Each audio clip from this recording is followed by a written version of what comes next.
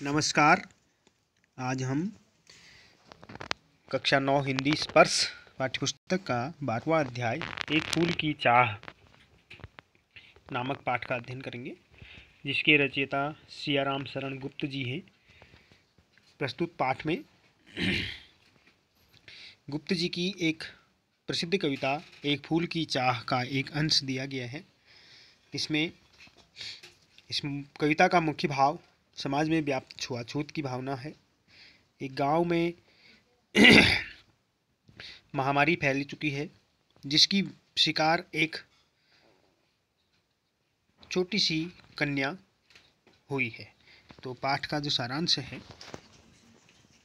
एक फूल की चाह छुआछूत की समस्या से संबंधित कविता है। महामारी के दौरान एक अछूत बालिका इसकी चपेट में आ जाती है। वह अपने जीवन की अंतिम सांसें ले रही है। वह अपने माता पिता से कहती है कि उसे देवी के प्रसाद का एक फूल लाकर दे दें, जिससे वह स्वस्थ हो जाएगी। पर पिता असमंजस में है कि वह मंदिर में कैसे जाए। मंदिर के पुजारी उसे अछूत समझते हैं और मंदिर में प्रवेश के योग्य नहीं समझते। फिर भी बच्ची का पिता अपनी बच्ची की अंतिम इच्छा के लिए मंदिर में जाता है और वह दीप पुष्प अर्पित करता है, फूल लेकर लौटने लगता है।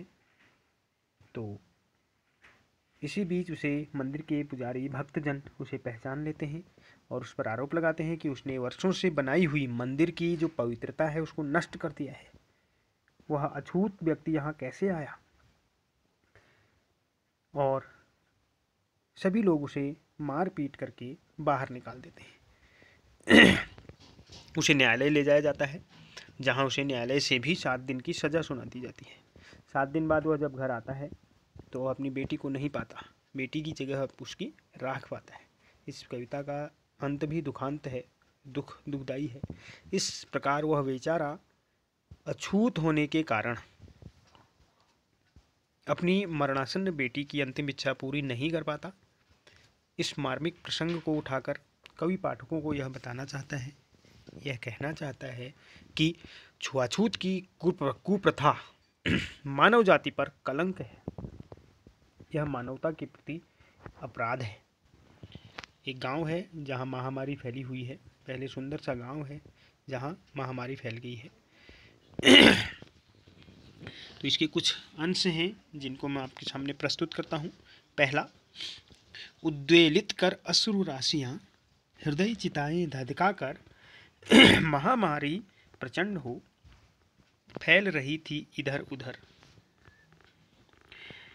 क्षीण कंठ मृत वत्साओं का करुण रुदन दुर्तांत नितांत भरे हुए था निज कृश रव में हाहाकार अपार अशांत।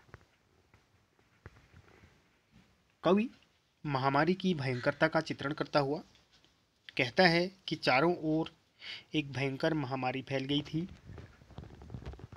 उसके कारण पीड़ित लोगों की आंखों में आंसुओं की झड़ियां उमड़ आई हैं, आंसुओं की धाराएं बहने लगी हैं। उनके हृदय चिताओं की भांति धधक उठे हैं।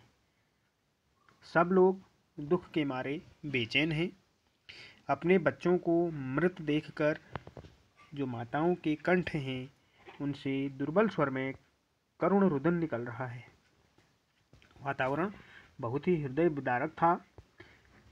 सब ओर अत्यधिक व्याकुल कर देने वाला हाहाकार मचा हुआ है।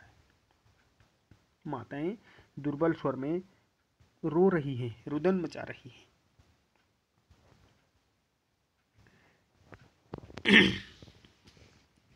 दूसरा इसका अंश है।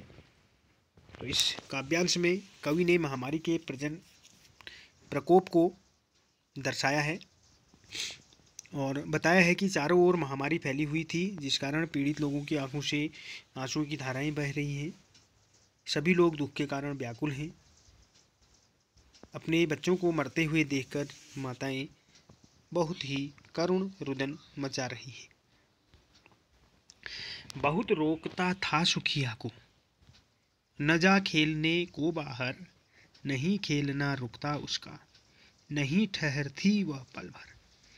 मेरा हृदय कांप उठता था, बाहर गई निहार उसे, यह मन आता था कि बचा लूं किसी भांति इस बार उसे। मेरा हृदय सुखिया का जो पिता कहता है, मैं अपनी बेटी। प्रस्तुत पंक्तियों में कवि कहते हैं कि सुखिया का पिता बार बार अपनी बेटी को बाहर जाकर खेलने के लिए बहुत मना करता था, पर बार बार उससे कहता था कि बेटी बाहर खेलने मत जा, किंतु वह बहुत चंचल और हठी थी। मना करने के बावजूद उसकी बेटी उसका कहना नहीं मानती और उसका खेलना नहीं रुकता था। उसे पल भर के लिए भी घर में रुकना अच्छा नहीं लगता था। उसकी ऐसी चंचलता को देखकर उसका मन भयभीत हो उठता था।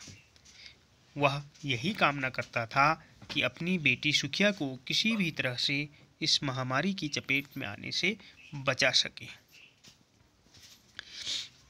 इसी क्रम में अगला जो अंश है कविता का,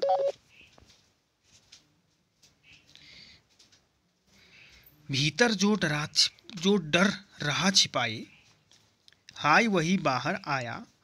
एक दिवस सुखिया के तन को ताप तप्त मैंने पाया। ज्वर में बेहवल हो बोली वह, क्या जानूं किस डर से डर। मुझको देवी के प्रसाद का एक फूल ही दो लाकर।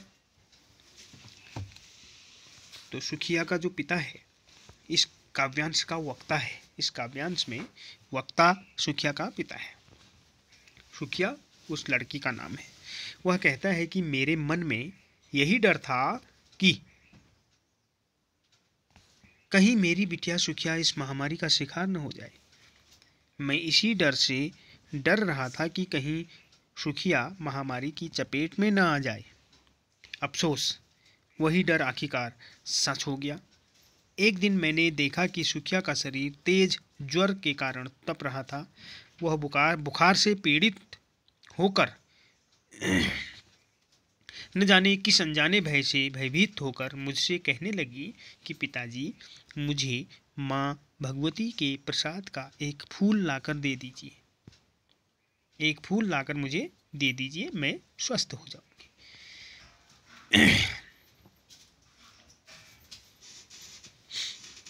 अगला जो इसमें काव्यांश है, क्रमशः कंठ क्षीण हो आया, शिथिल हुए अवयव सारे। बैठा था नव नव उपाय की, चिंता में मैं मन मारे। जान सका न प्रभात सजग से, हुई अलस कब दोपहरी। स्वर्ण घनों में कब रवि डूबा, आई कब संध्या गहरी।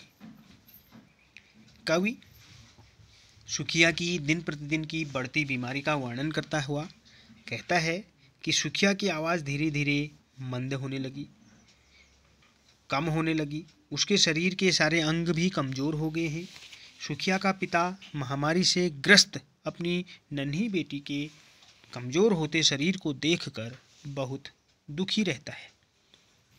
इस विपत्ति की घड़ी में वह उसे ठीक करने के नए नए उपाय खोजता रहता है, जिससे वह अपनी बेटी को बचा सके। वह इस चिंता में इतना खोया रहता है कि उसे यह भी पता नहीं चलता कि कब सुबह होती है, कब दोपहर होती है, कब सूरज की किरणें निकलती हैं, कब सांझ हो जाती है। अर्थात सुखिया का पिता दिन रात अपनी बेटी की चिंता में ही खोया रहता था। इसी क्रम में हम अगला अंश कविता का देखेंगे। सभी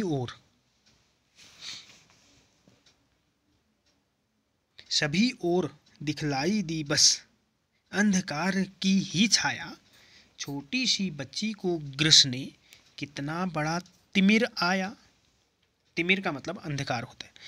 ऊपर विस्तृत आकाश में जलते से अंगारों से झुलसी सी जाती थी आंखें, जगमग जगते तारों से। सुखिया की बीमारी से निराश उसका जो पिता है वह कहता है कि पिता के हृदय पर ऐसा अंधकार छा गया है कि उसे चारों तरफ निराशा ही निराशा दिखाई दे रही है। उसे ऐसा लगता है जैसे उसकी बेटी को निगलने के लिए एक बड़ा सा अंधकार चला आ रहा है। ग्रसने शब्द आया है, ग्रसने का मतलब खाने, निगलने के लिए एक अंधकार चला आ रहा है।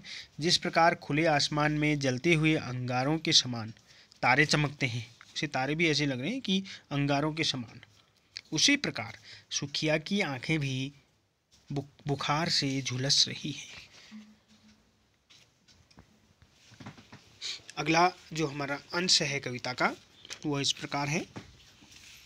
देख रहा था जो सुस्थिर हो, नहीं बैठती थी क्षण भर, हाय वही चुपचाप पड़ी थी अटल शांति सी धारण कर।